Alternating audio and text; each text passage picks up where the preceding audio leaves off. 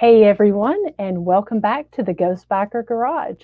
I hope everyone's had a great week and really enjoying this much better weather than we've been having. I know that I've again been out on the motorcycle this week and been out in the Jeep trying to explore some of these back roads and some of these lesser known areas and doing some filming and getting some of that ready for season 4. I hope that some of you also saw my announcement that I made earlier this week. I would like to welcome some new folks to the page, some folks that found my page through My Mix TV and My Mix 104.1. I announced that I'm partnering with them. And so all of the previous Ghost Biker episodes are being shown on there, as well as all of these shows from my weekly serials, the Shop Talk Live from the Ghost Biker Garage. So we've got a lot of folks that are coming on tonight. Chris, Matt, Joe, Dan. Thank you guys so much for tuning in. And again, like I said, I'd like to welcome the new folks that will be watching. This episode will actually be rebroadcasting on YouTube after the live here.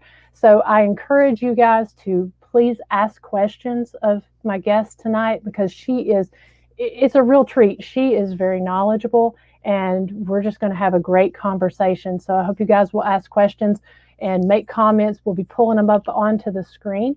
And then afterwards, this will actually be rebroadcast on YouTube, and then it will be rebroadcast on Saturday night on My Mix TV and WCLE 104.1. So we're not going to waste any time, because like I said, my guest has got a wealth of knowledge. Her name is Sandy Wells, and she is from the Fog Paranormal Report, also the American Ghosthunters Paranormal Explorations. Both she and her husband, Russ, were going to be with us tonight, but Russ was unable to make it, so Sandy is here. I'm going to go ahead and pull her on and welcome her. Hey, Sandy. Hello, how are you? I'm doing good. How are you? I'm doing okay. Glad to hear it.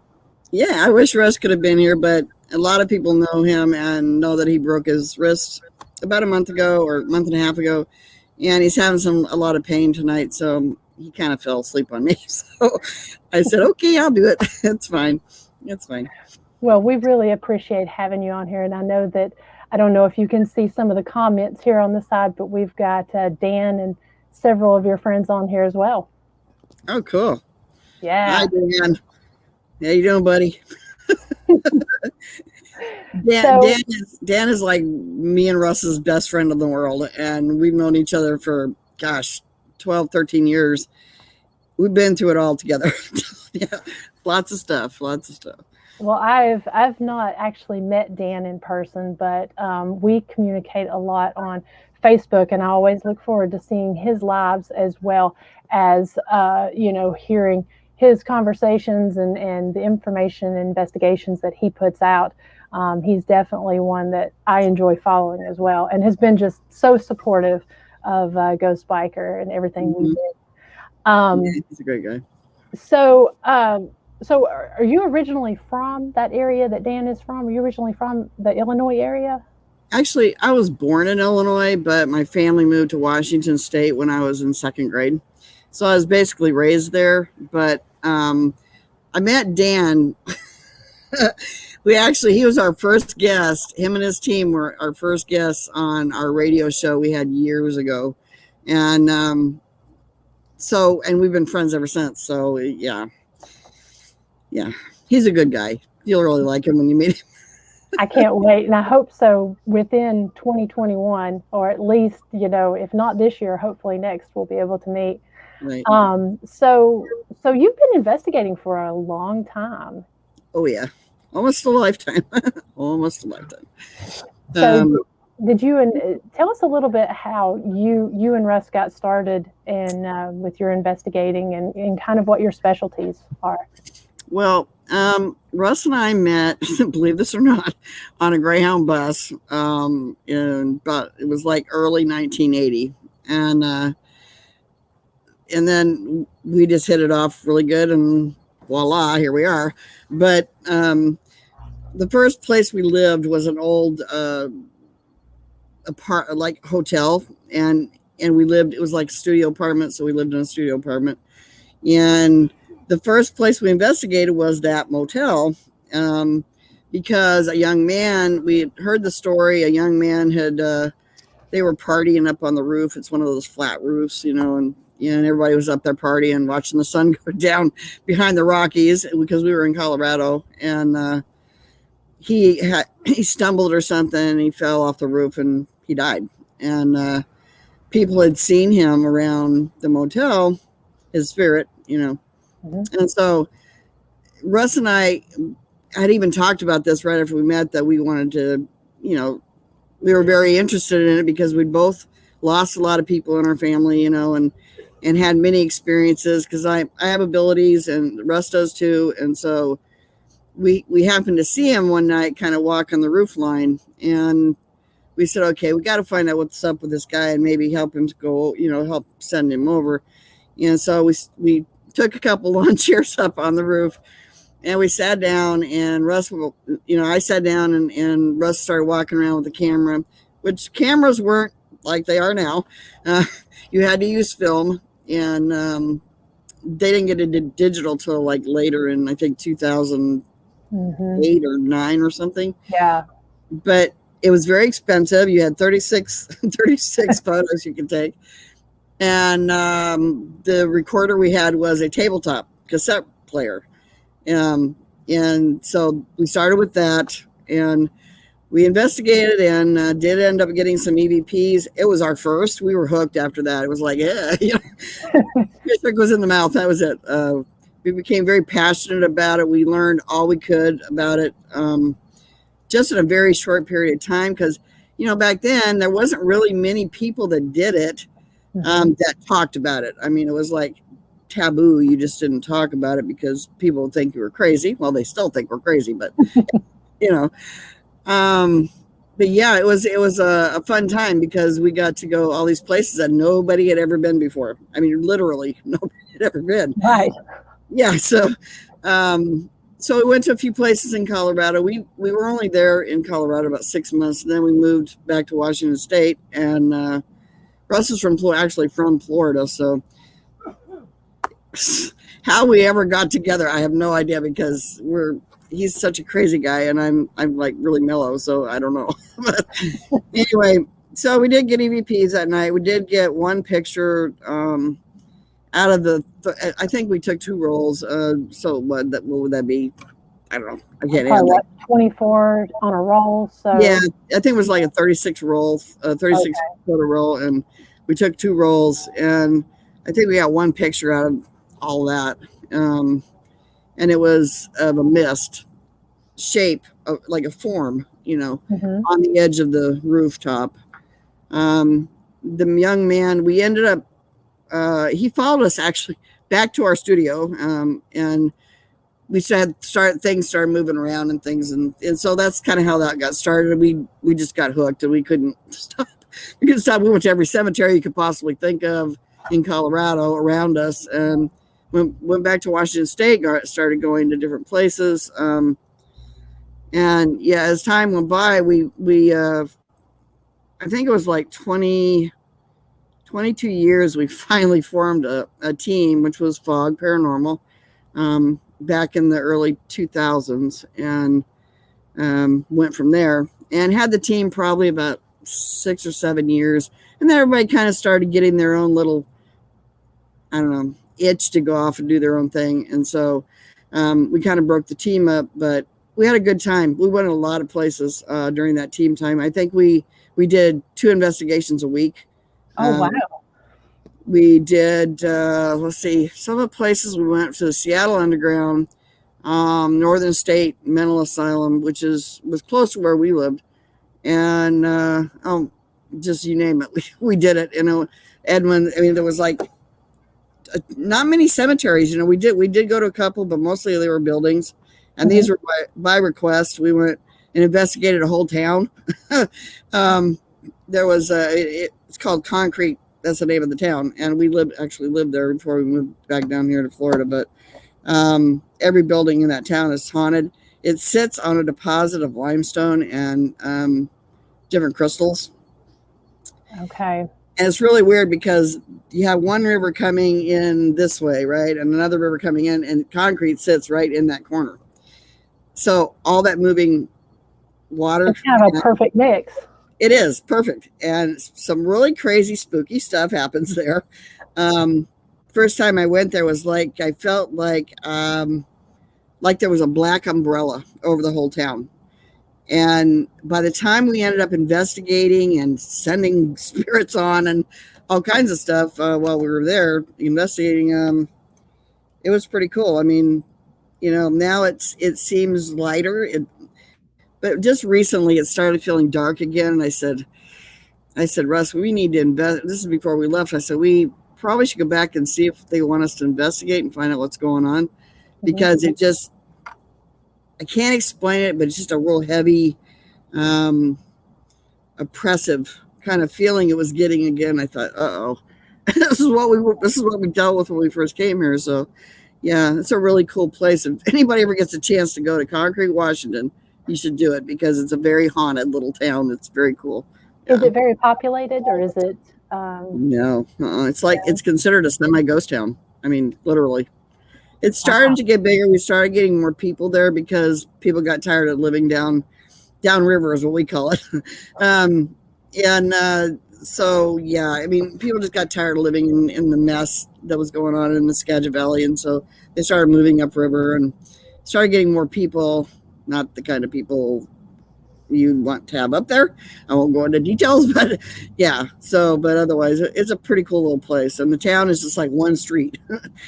Wow. One little main street, and that's it. And then you cross this old bridge, and you can go up to this place called Devil's Tower. Now, if you want me to tell you about that story, that's the creepiest place I've ever been in my life. Sure, and go for it. All the times that I've ever investigated, Devil's Tower was the worst. We went up there one night at midnight because somebody said, you guys got to go check out Devil's Tower. I said, well, okay, but it's kind of late, and we had my friend's grandkids were with us, and I wasn't real sure about taking them up there because I didn't know the situation.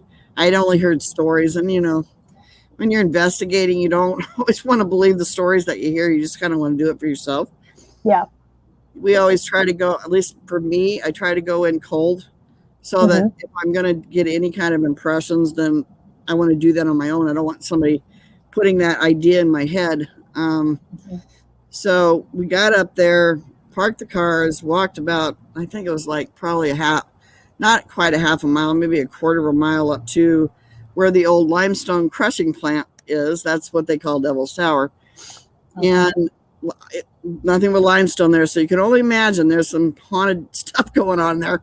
And we got there, we were in the building about 10 minutes, and we were all taking photos, trying to do our investigative thing, and there was this hole in the floor. It was covered by a steel plate, and in the corner of the hole, it was open about this much, just enough to get your hand down inside. And there was a bottom floor. And so I stuck my hand down there, and I started turning my camera and just clicking off pictures. And then all of a sudden, I got the most creepiest feeling I've ever, in all the years I've been a psychic and all that, it's the worst feeling I've ever had. And so I took my hand out real quick, and I said, guys, we have to go now. And they said, we just got here. I said, no, you don't understand. We have to go now. Something bad is going to happen if we don't leave this place now. And so we started walking back and started hearing something tracking us in the woods. Oh. And so Russ and one of our other team members, Rich, walked behind us girls. We had the kids. Us girls had the kids in the center of us. And so Russ had this big old floodlight, like a flashlight, but it was really like about this big. And so him and Rich kept shining it into the woods to see if they could see anything. Well, right as we got to the car, now you got to understand there's a ditch on the one side of the road. So ends up about 4 feet below where we would be walking at. Okay. And so Russ is shining the light that way. He sees something, 2 red eyes, that's standing about, probably about, if you discount the 4, probably about 6 feet. Okay. That's about where the eyes would be, about 6 feet. Wow. And so he's like, okay, girls, go get in the car. We got something watching us. And because at first we thought maybe it might have been a bear or a cougar, you know. Mm-hmm. And so as we got, the closer we got to the car, the more that I started getting these impressions of this long, tall, almost looked like an alien, but not an alien, you know, like long arms, long legs, really thin body, kind of a weird head. And so we get in the car and we're like, God, thank God we're in the car, you know. And so I said, I don't want to ever go back there. Never. And my friend, if you ever ask her, she said, I will never go back there again. Daytime or nighttime, I'm not going back there. So we go down the hill. We have to go across the old bridge to get back into town because she had a sandwich shop in town and we were investigating her place prior to going up there. Mm-hmm. But we come across the bridge and there's a sharp corner you got to go around to the left. And just as we turn left, we see this big black dog. Wasn't a dog. Looked more like the size of a large wolf. It had kind of a hump on its back. And it was slowly walking on the sidewalk towards the direction we were going. And we get down to the corner where we have to turn back to the right. And it sits down right by the fire station, right in front of the fire station. And we go down the street, we turn the cars around, we're facing that direction. We get out of the car, and we're just standing there looking at it. It's not moving, it's not blinking, it's not doing anything. It's just staring at us. And now you think there was 6 of us, you think that one of us investigators would have the common sense to take a picture of that thing, right? Not one of us. I mean, we just couldn't stop staring at it. It's that paralysis moment that they say. It is that. What the heck is that thing? You know? Mm-hmm. And so I was, so it just finally, just 5 minutes later, it was like up on its feet and slowly walked back down the way it came, disappeared. One of the guys walked down there and it was gone. We have no idea where it went, because it was just too fast for anybody like in a suit or, you know, anything weird like that. Yeah. Years later, I talked to a young Native American guy that lives in the area. Mm-hmm. And he said that his people would put protection shapeshifters or protection type animals on the land where they used to have their home and stuff, and in the cemeteries and that kind of thing in that area. And he said it would not surprise him that was a shapeshifter. So whatever that was we saw up at the tower shapeshifted itself somehow into that dog or wolf or whatever it was. So wow. People in town said they've seen it in town. I've asked around a lot of people. Yeah. So have others had the same type of experience there at the Devil's Tower? Mm-hmm. The problem is people have been going up there, teenagers mostly, been going up there and doing rituals and things they don't know anything about. Normal. Mm-hmm. Yeah. And then you come up with something like that, and that's something I can't explain. Russ can't explain. I mean, we've gone through every scenario you can possibly think of, and nobody can explain it. So what do? You have to believe sometime, right? Yeah. And I mean, sometimes for me, those are always the strangest experiences because, you know, when you're dealing with sort of your typical EVP type things and, you know, just your typical, I guess, hauntings, that's one thing. But when you start dealing with something like that, that's a whole other level. It is. And, it is. Yeah, it's that's creepy. It was very creepy. I tell you, I've never experienced anything since. You know, that was probably in 2003, maybe. Yeah. Wow. So when you all started doing those investigations with your team and doing your investigations prior to that, that was really prior to, or that was before all of, the paranormal entertainment shows and everything Right. got started. Did you find that it was challenging to get into some of these different locations, or was it, do you think, easier then? Well, see, Russ has a real unique talent of talking to people. And so we'd go to a restaurant or, something, and we'd be sitting there, and the waitress would come up, and all you have to do, we found out that all you had to do was mention the word ghost or have you had an experience, that kind of thing. And they would start talking to us and wouldn't shut up, so usually that's how we got our investigations. And we got into some pretty cool places. I mean, I got to admit, the Seattle Underground was probably one of the funnest ones that I've done. I mean, because Seattle used to sit like right on the tide flats, and every time someone would flush their toilet, the water would go backward. I mean, it would come back into the toilet, not go out. And it was a mess. So that's when they raised the town. And then they left a lot of those old structures underneath. Mm-hmm. And so now there's certain areas of it that didn't cave in or they didn't fill in or whatever. And so they left a certain amount of them open. And we were actually probably one of the first people to ever get to investigate that. That was pretty cool. Yeah, there's actually quite a few different towns. I know Chattanooga down here has, they've got the whole underground area because they built it up because it kept flooding. Right. So, and supposedly they have the stairways that go down. They've got the old storefronts, and some of the stores look like the people just packed up and left all of a sudden and, just didn't come back one day. So I would imagine that would have been a very cool place to be able to go and investigate. It was. We actually have some friends in Seattle. Their team is called A Ghost, and Ross Allison he's. Yes. I've heard Ross speak. Yeah.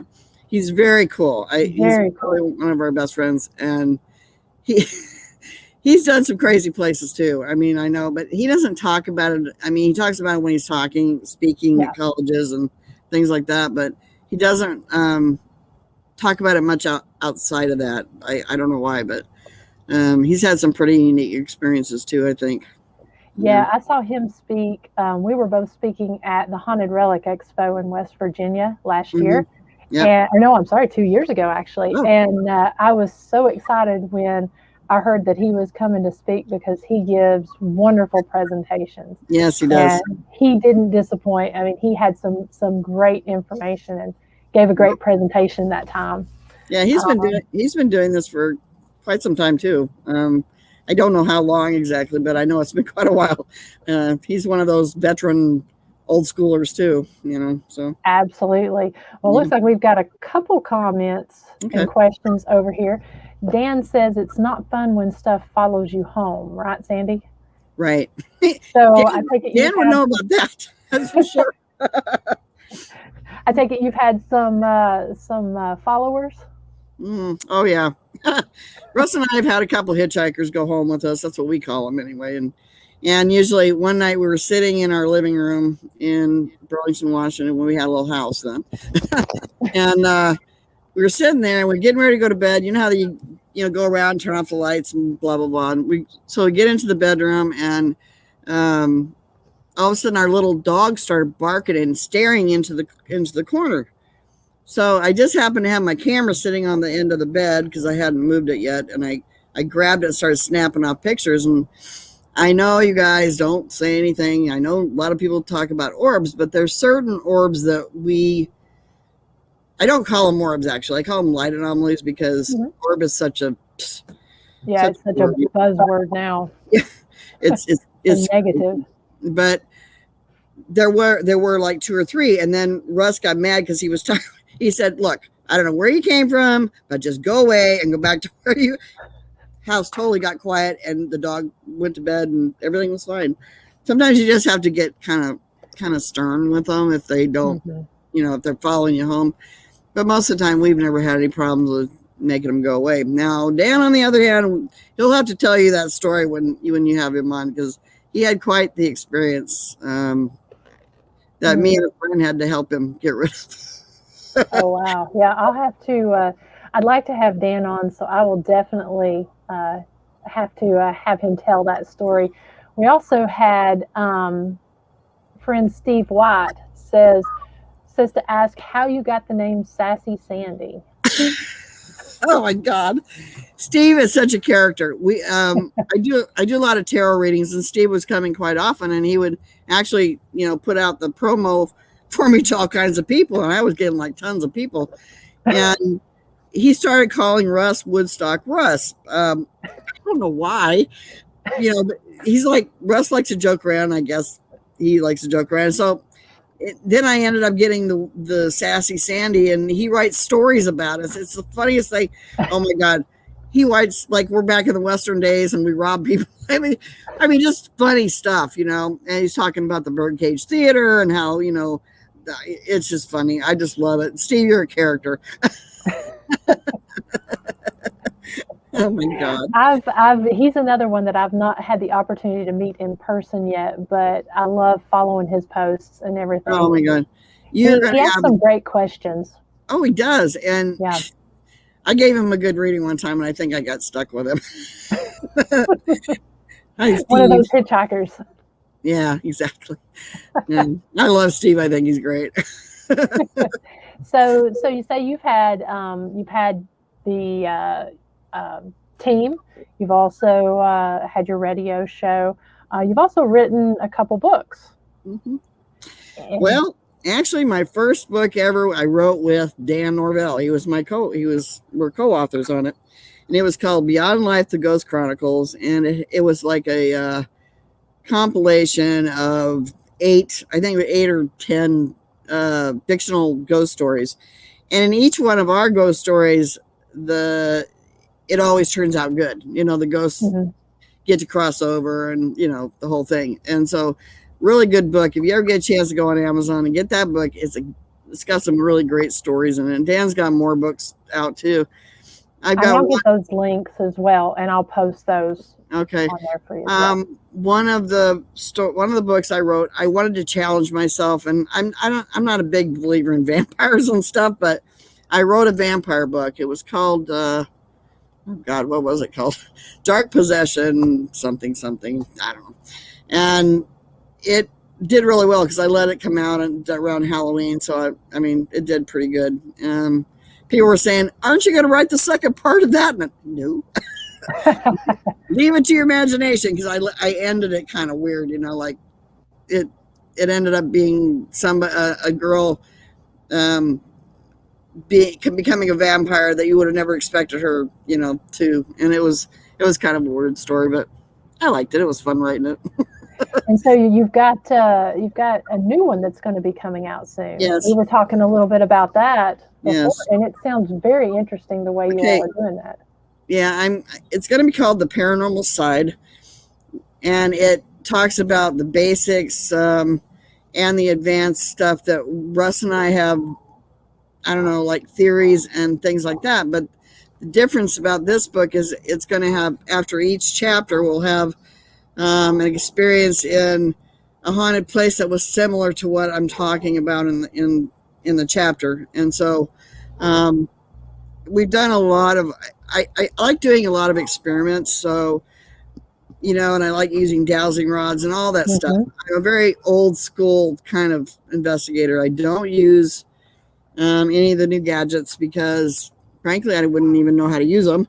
But mostly because they're expensive and I can't afford them. But I like using a camera.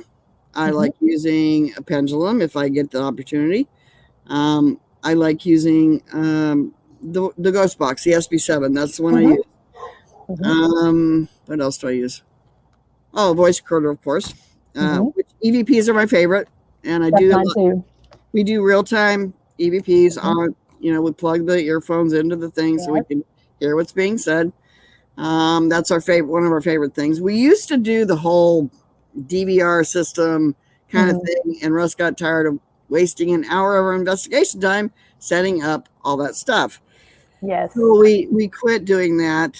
So now we just go in with our basic stuff, and I have some experiences, or experiments, I should say, that I would like to do, but I would love to do it when you're there.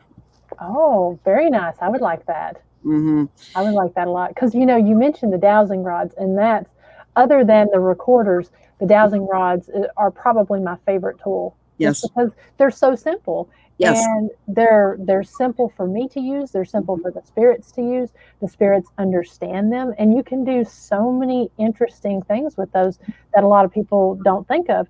And you can actually, I like to do them blindfolded. Yes. And do different things. Yeah, to kind of try to take that human equation out to where someone will say, "Oh, you're moving your hands" or whatever.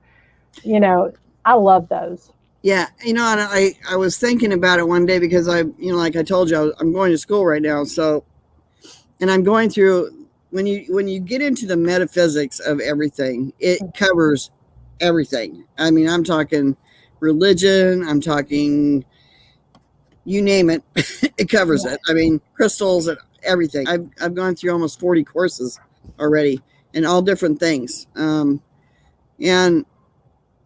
I started thinking about this experiment because I thought, nobody's done this. And I'm wondering, how people put the blindfolds on, it's kind of like that blind, I don't know what they call it. Like the Estes or the Gonsfeld? Yeah.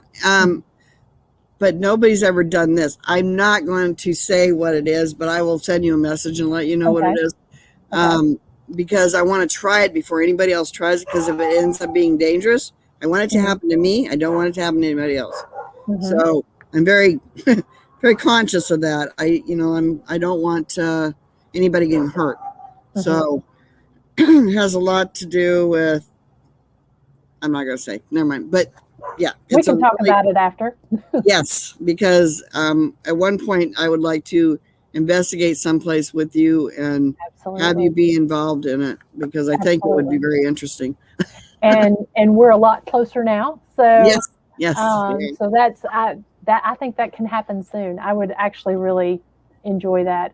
Yes. One of my favorite things is to be able to try these different experiments. I've started recently, one of the things that always kind of stands out to me when I go can they actually see me, Yes. And so, and because we're always asking them, to touch these lights and touch these tools and everything. Right. And, if they're older spirits, or even if they've not had any experience with it, they may not do it because they may just not understand the tool you're using. Mm-hmm. So I've started using a whiteboard when I go, and actually not even necessarily asking the question, but writing it on the whiteboard.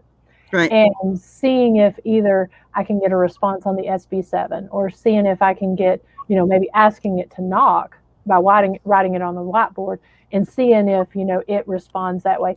And surprisingly, we've gotten responses by holding up fingers or writing numbers down, and getting those back.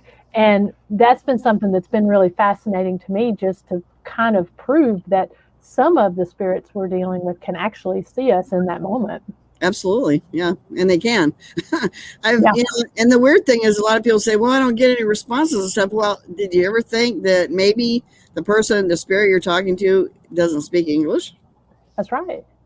I mean, we've gotten EVPs that were French, Native American, German, and a couple other ones I can't recall right off the top of my head.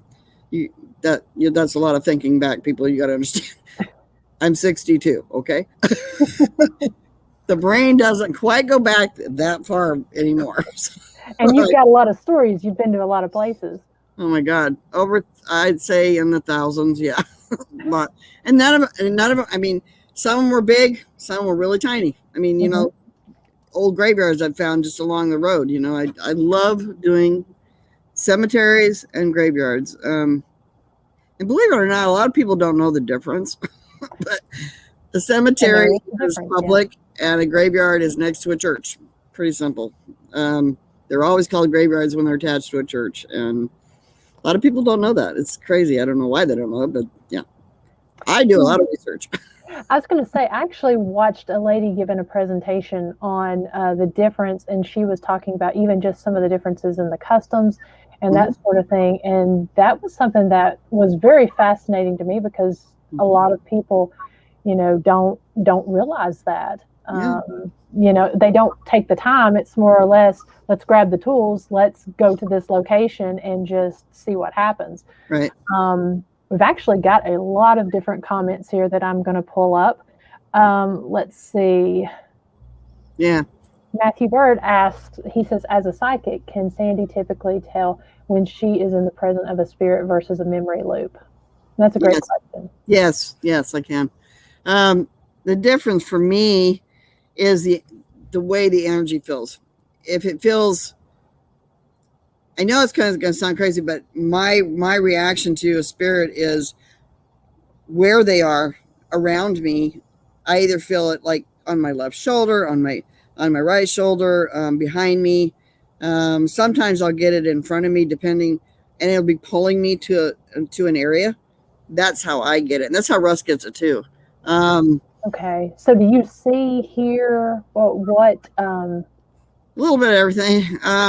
When I was 5 years old, I had a near-death experience. Kind of a long story short, I went to the other side. A lot of people don't believe me, but I'm telling you, this is the truth. This is a true story.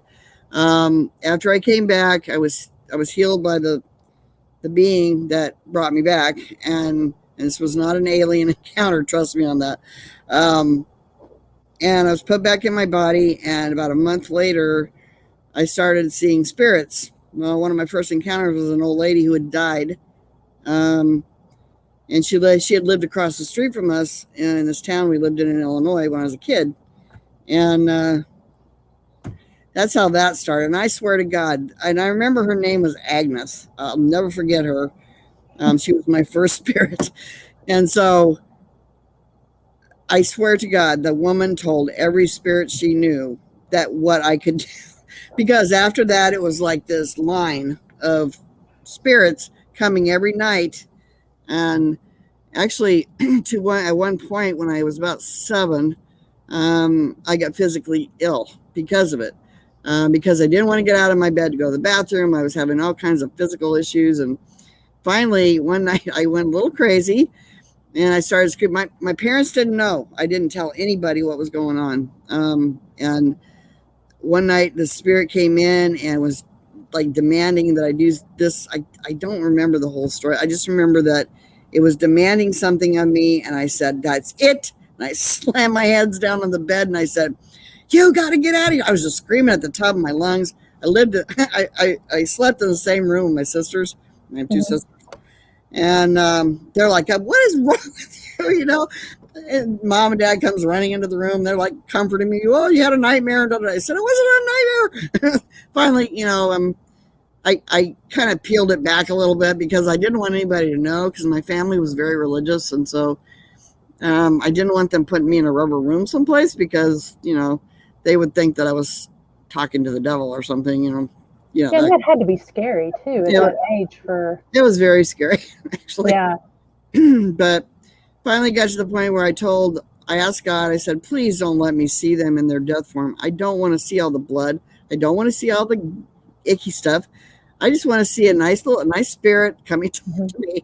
And well, I'll be good with that, and finally it ended. It slowed down and then it finally ended where I didn't see them so much anymore, not in the death form, which was really, that's disturbing. Yeah, 7 or 8 years old. That's pretty scary. And so finally, by the time I was 18 years old, I kind of closed down my abilities for about 3 years.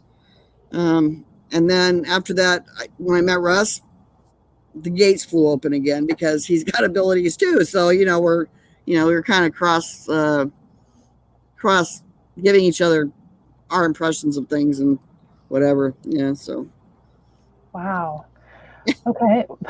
That's, I can only imagine how scary that would have been. I mean, experiencing that. And thank you, Matt, for that question. Matt is one actually, I would like to maybe have him on at another time too, because he's got a page where he's he's dealing with the cemeteries, and I forget what it's called, because I recently just came across it, but it's taking care of these cemeteries and educating people I about, love that. Oh yeah, yeah, I and love that. so I'd like to have him on because he's very knowledgeable about that sort of thing. And we just don't have enough of that when it comes Yeah, to, people taking care of the cemeteries and being respectful and that yeah, sort of thing. absolutely. And that's the thing that that Dan and I and Russ, we all talk about a lot, because a lot of times if you want to go in there and try and help, like maybe mow the grass or something to help clean it up, Mm-hmm. it's more respectful to the people that are interned there, not, and buried and all that. But a lot of times the states won't let you do that. Right. And that's the sad part about it, because a lot of times generationals, you end up losing family members. You don't have any Mm-hmm. more family members. And so there's nobody to take care of the graves. And that's Yeah. pretty sad to me. So, And we have a lot of that here in Tennessee. That a lot of the cemeteries are just family plots or small community plots that are just in the middle of the woods. right. And so, stones get knocked over, get split, trees come up through the middle. And, once that family passes away, I mean, some of these cemeteries, I mean, you can only get to them by crossing a river in a Jeep or Yeah. by, four-wheel drive going up on a mountain. And Mm-hmm. so once the family passes away, there's nobody there to take care of it. So yeah, it's Yes. definitely, and sometimes they don't even, just life goes on Mm-hmm. and totally grows up around it. Yeah. Um, let's see, we've got a few more of these here. Let's see. Steve says, Miranda, can you ask Sandy about the natural cemetery they investigated and have her explain what one is, please? Okay. Thank you. I was going to actually, I was going to talk about that, and I actually had forgotten about it till you just mentioned it, Steve. Um, now there are such things as natural cemeteries. What that means is that they will take you. How everybody's put in a coffin and then they're stuck in the ground and they're buried and blah blah blah. Well, in a natural cemetery, what they do is they dig the hole. Um, and you are put into the hole. Now, sometimes some people get put into these pods, okay, and your body naturally, generates vitamins and minerals and all that stuff when it deteriorates. Well, then you get a tree that grows out of the top of this pod. They have them in the one that we did, and Russ and I called it the haunted forest because it was, But anyway, and then the other kind that they do is where they just wrap a sheet around your body. Okay, you're not embalmed, and they wheel you out on this little cart out to this natural cemetery. It's really beautiful. I think it's a really respectful way of doing it. So that's how Native Americans used to do it. Not on the cart, of course, but that's how they would bury them.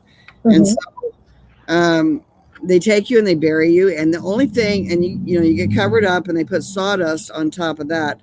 I don't know why they put the sawdust on, but what it does is it kind of forms a hill, just like any other gravesite. Mm-hmm. But then after time, it flattens out, and there's no coffin, wooden coffin or otherwise, to break down, and then the ground collapses. It's That's all what I was going to ask about the yeah, collapsed ground. yeah, Yeah. it's automatically just, the dirt goes around your body. There is no big space, to have to where the ground will cave in, Mm-hmm. which we run into a lot of old cemeteries, where you'll see the big impressions in the ground and stuff, Yes. and that's just from the everything collapses and then there goes the ground, so Mm-hmm. yeah. But the natural cemetery, I think, is probably one of the coolest ones I've ever been to, because we went out there and we did some EVPs. I walked around for quite a while and got a lot of really great EVPs out of there. And Russ and I started, I think I did a video.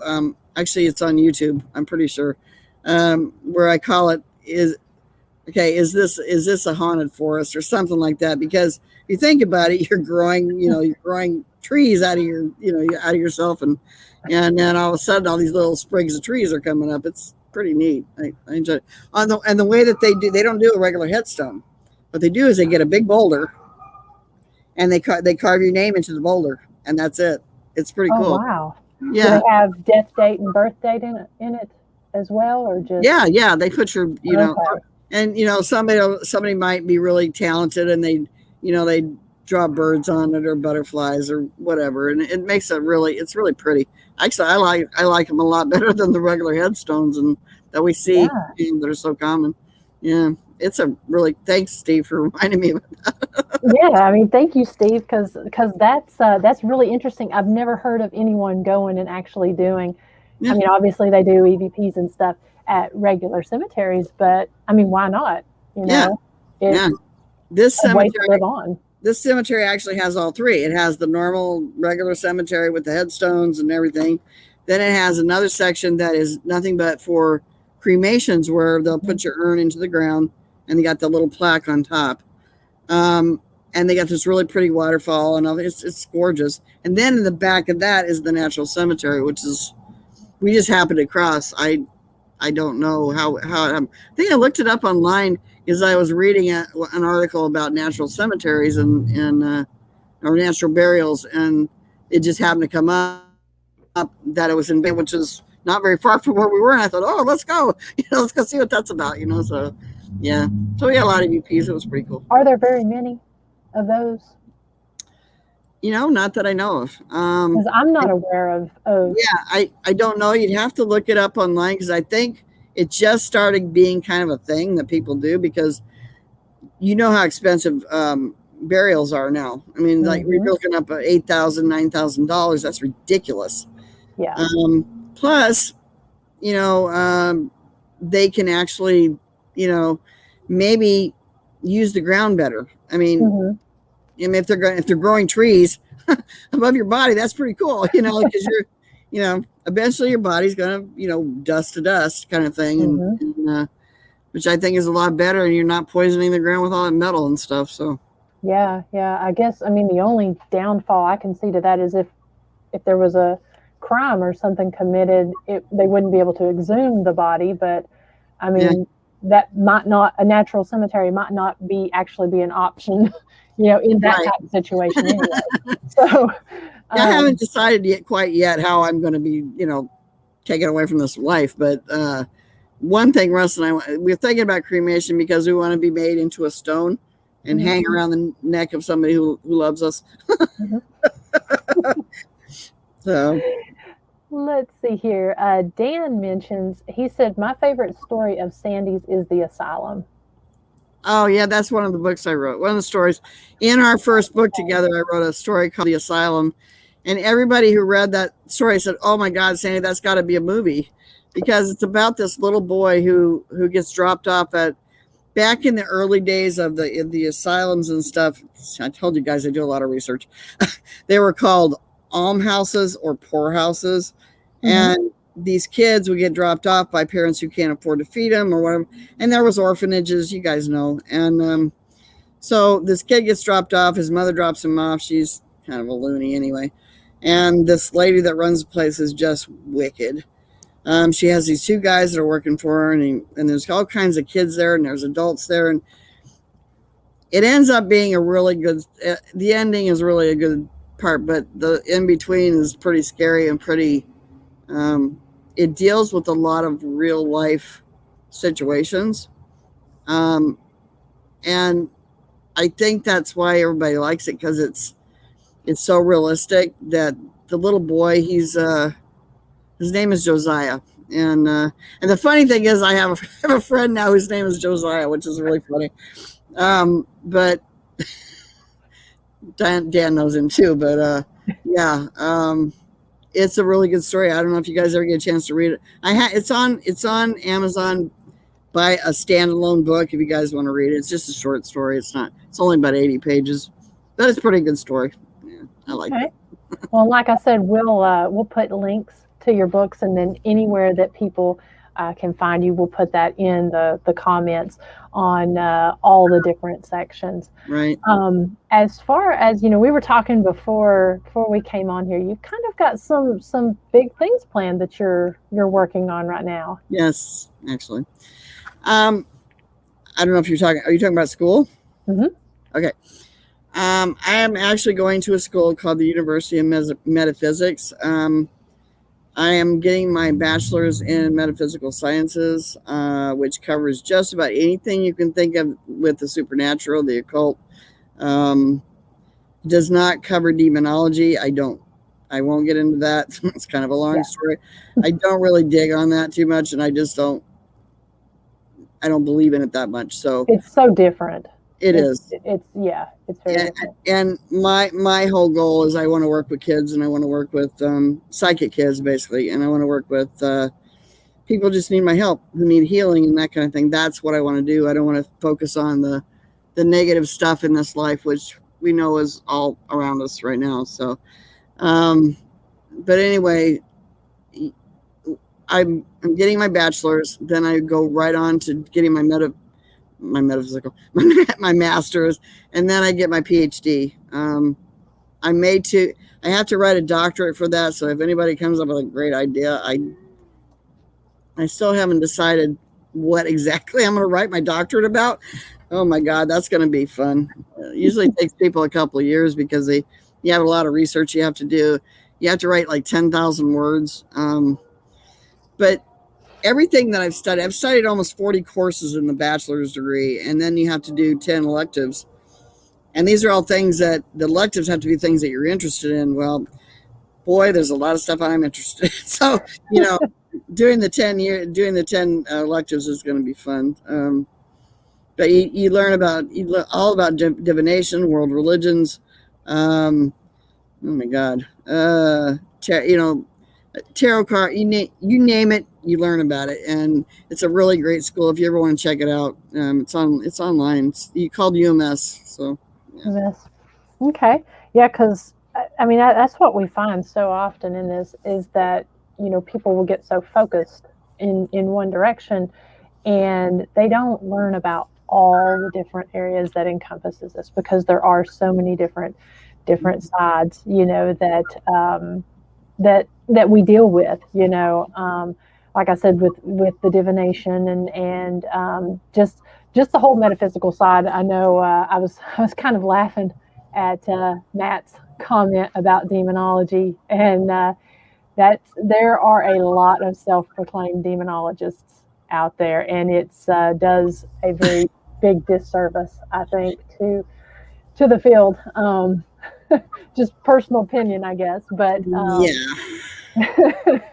okay. Touch on that. I just want to say this. Okay, first of all, I realize that a lot of people think it's a whole religion thing. Okay, a lot of people believe that demons are everywhere. This is what I want to tell you guys, and if you don't have to believe what I'm telling you, but trust me when I say what I'm saying is coming from my heart. Okay, demons are very rare. They are not. There's like a fine line between a demon and a malevolent spirit. A malevolent spirit is just as, in a grand scheme, kind of just as evil as a demon. But the difference is a demon will take its time. It will destroy you from within and without. And its only goal is to take your soul. Okay? A malevolent spirit can be anybody from a murderer, rapist, whatever in life, and was killed or murdered or whatever, and they attack right off the bat. You'll know the difference, believe me. They feel heavy just like any demon or whatever would. They don't need to take their time. They're just in a hurry because they don't like you. They'll just knock you around and whatever, and just still also destroy your life. But like I said, they'll do it quickly, where a demon will. They have the stages. Yeah, when it comes to this whole metaphysical, not metaphysical, but take their good time. They don't need to be in a hurry. They have the rest of infinity. And just wait for your body to be destroyed, and that's about it. And I'm telling you, all the stuff that I've been learning in metaphysical sciences, they do not believe in demons. That hell is something that man came up with to control the masses. Now, I don't know what you believe. I personally believe in them, but I don't believe that there is a hell per se, I think that we live it right here, and this is where they reign, is on Earth. It's not in a supernatural occultish kind of thing. It's just they're here. Say like an addict, right? An addict will be more susceptible to getting oppressed or possessed or whatever those other two whatever the other two are, infestations. And yeah, thank you, yeah, they're more likely to get that kind of thing because it's kind of like a demon in a bottle or a demon in a needle. There you go. Now that's my belief in it. And in all the years that I have been a psychic, I've dealt with that one spooky experience. And Russ has only had one experience where he was actually picked up and thrown against the wall. But obviously, I was at a prison. Obviously, who's at a prison? Bad guys, right? That's right. I mean, and in all the years that we've been doing this, those are the only two experiences I can remember that affected us personally. Right. And, you know, and that's what I have to say that I've really enjoyed about, you know, learning about what you do and your approach is you do have that positivity side. I mean, it's the way you go in your approach that I really enjoy and really feel can learn from because of the way you go into an investigation. You know? Well, one of our main things that we always say to people is, if you're going into an investigation, check your fear at the door. Because the more you fear, the more they can attach themselves to you, because that's what they feed off of. So if you just go in and say, all right, you guys, you know, we're here, what do you got to say to us, you know, that kind of thing, be very positive about it. You're gonna pull them off guard. They're expecting to be able to harass you and make you be fearful and everything else. But if you don't give them that, you know, if you don't give them that to feed off of or be able to scare you or whatever, they don't know what to do with that. So they kind of usually just go off in the dark and don't mess with you. But I've never had really any major issues. Sure, they're going to pull your hair and scratch you and whatever. But and that says a lot, you know, just, I mean, as long as you all have done this and as many different investigations, do you do residentials or do you mostly do? We used to do residentials all the time, but then when the team broke up, you know, it was kind of hard for me and Russ to do it because there was a certain way that we did it. You know, if it was local, we would go and do a walkthrough. And then I'd get my impressions there. So when we went back to do the investigation, I could be an investigator, you know. And people think, how can you be both? It's easy. You know, you get your impressions, you write it all down or you record it. And then when you're done with that, you get that out of your head and you just say, okay, now it's time to be an investigator and get what facts I can that matches up with the history or of the building or whatever. And then we put it all together afterwards. So, yeah. Have you gotten to where, I mean, you've been doing it for a long time. Have you gotten to where you're kind of really able to control it, or do they just sometimes kind of sneak up on you? And no, they don't usually sneak up on me too much because, you know, I think I've got a reputation in the spirit world or something because they don't mess with me. I mean, you know who messes with me? Russ. He is notorious. If you're ever investigating, I want to tell you this. If you're ever investigating with Russ and you don't see him, beware. We were investigating now this is just one example, okay? We were investigating a theater in Spokane, Washington called the Met Theater. They also called it the Bing Crosby Theater because he used to live in Spokane and he would go there and sing when he was young. And so it had 3 floors on it. It had upstairs, obviously, where the projector and all that stuff was. And then it had the main seating area. And then it had a basement area. Well, it also had these one areas where it had stairs on the side of the stage, and you climb up to the top, and that's where the dressing rooms and stuff were back in the day.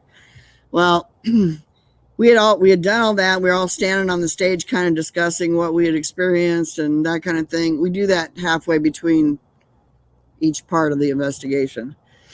And then Russ and Rich said, oh, we're going to go downstairs and check out the basement again, And I said, well, hang on. I want to go with you because my partner was doing something else and I didn't want to pull her away from it. So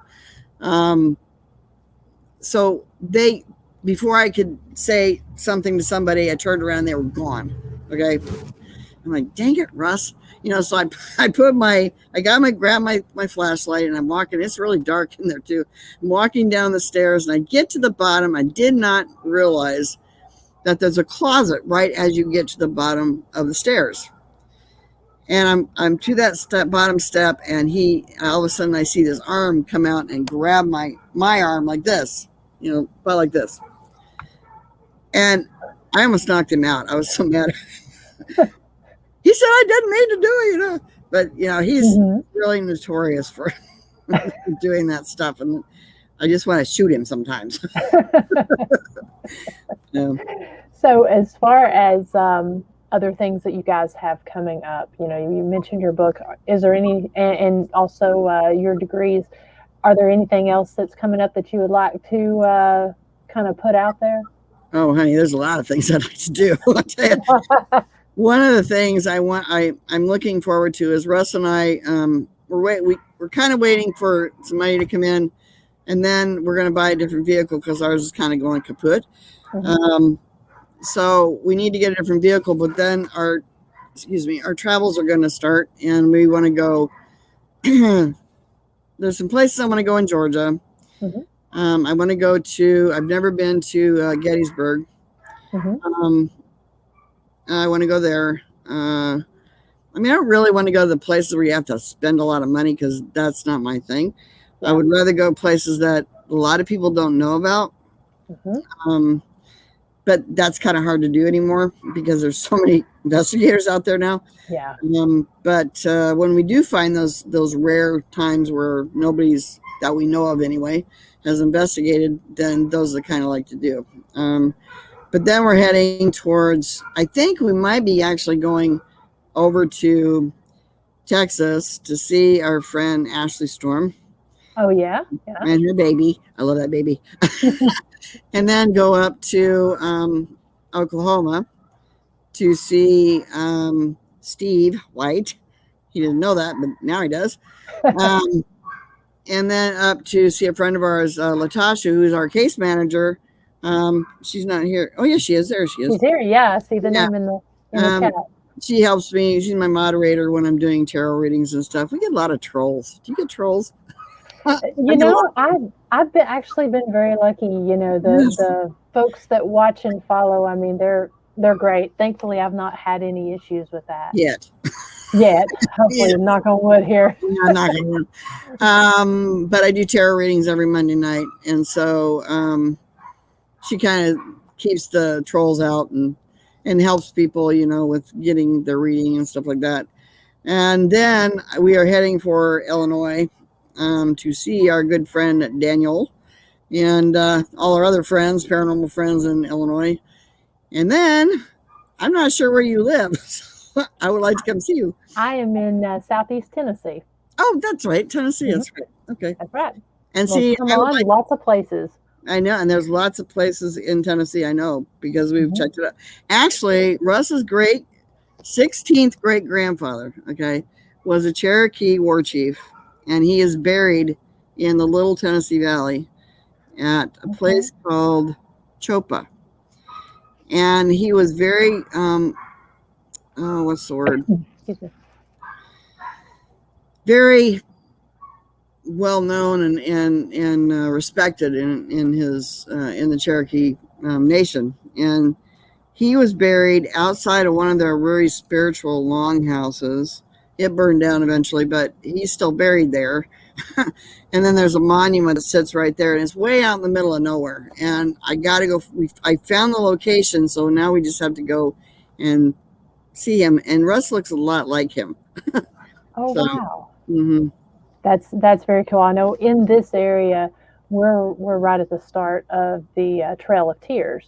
Oh, yes. And so the red clay, and then the Cherokee removal area, Charleston, Fort Cass, all of that is right here within 10 to 15 miles, and and you feel it when you get in that area. I mean, it's just red clay is amazing, and of course the Cherokee National Yes. Forest is here, and we're not very far from Cherokee, North Carolina either. So That's good.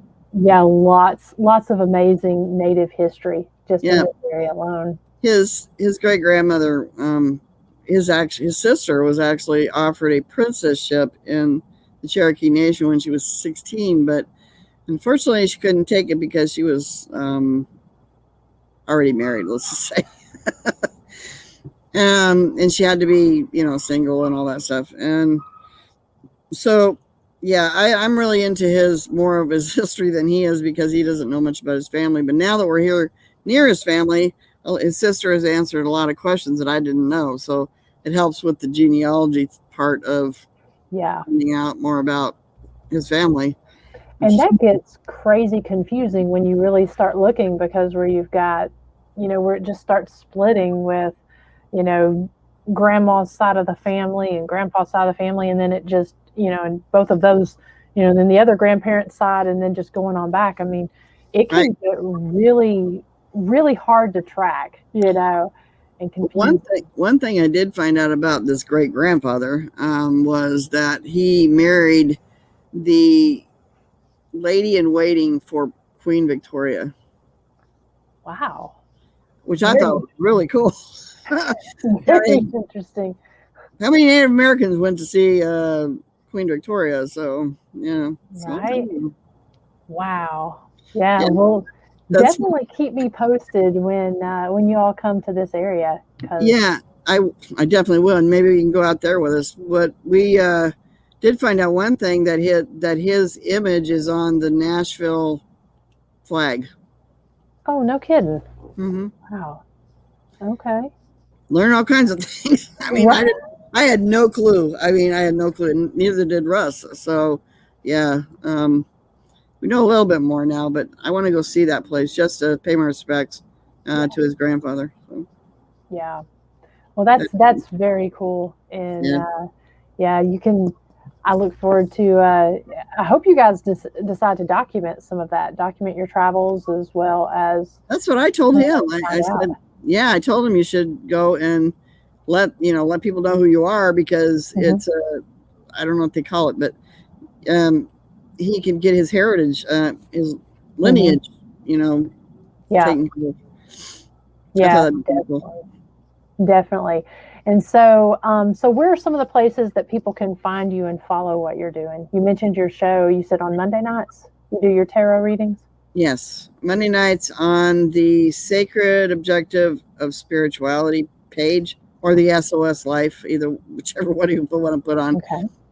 Because I'm going to be writing a book about that. That the whole SOS Life is something kind of out there. It's kind of where you're rescuing yourself from past or present difficulties, I guess. And then I have that page, and then we have obviously the American Ghosthunters page. But if you're looking it up, just put in Fog Paranormal Report, and it'll come up. Yes, I think I actually just let me find that here. I had the link there to the Facebook page. Are you all on YouTube or anywhere like that? Yeah, I'm just starting to get back into. Got to put more some videos in. I want to start getting more videos put up on our Fog. I think it's under Fog Paranormal Report now. So I think I changed the name. Yeah. So okay. Well, and I'll get with you, and we can put all of that in the description there. Yeah. And I want to talk about that experiment I want you to do with me. So. Okay. Sounds good. Well, we will go ahead and wrap this up. I want to thank. Oh, it looks like Latasha has also added that as well. Thank you, Latasha. And Dan says Sandy's readings are amazingly accurate. So, I tried it right there. Well, I will definitely I'm going to go ahead, wrap this up, and you and I will talk for a little bit after the show because I'd like Okay. to get some things planned Yes. and just talk to you some more about some of the things we spoke about. And I would love to have you back on it sometime to talk Great. more Anytime. about some of the different things that you. Maybe next time we can have Russ. Yes, I would love to. I would love to meet Russ, and Yeah. I've watched him in the videos, but I haven't ever had the chance to talk to him. So He's a goofball. well, thank you so much for coming on tonight and sharing this Thank time you. with us, sharing your stories, and everyone else. Thank you all so much for taking the time to listen to us. Put in your comments as well as your questions. We really enjoyed it. We will be back again next Thursday night. Let me see. We've got a lot of different things planned and a lot of events and stuff coming up starting here this month. But I want to make sure that I have put the right information in. Let's see, next Thursday night, we will actually have, let's see, Mila Borowski. And I was on her podcast a few weeks ago, or actually a few months ago, but it aired a few weeks ago. And she's going to be talking about some great things. She's from the South Carolina area. And I won't give too much of that away, but we're going to have a great show. It'll be the same time next Thursday night at 9 p.m. And we'll get some events. We've got the Scream Fest that's coming up in Athens, Tennessee at the Clegg Mansion. That's going to be coming up on the 27th of March. I think it's actually going on the 26th and the 27th. I'll be there on the 27th with my table and my motorcycle and everything. And they're going to have the Clegg Mansion open. The folks from that location were here last week, as well as Task Force Paranormal. So if you missed that episode, go back and watch, and you'll find out more about that event that's coming up. But again, in the meantime, I wish you guys a blessed week, and we will see you all then. Bye, guys. Bye, everyone.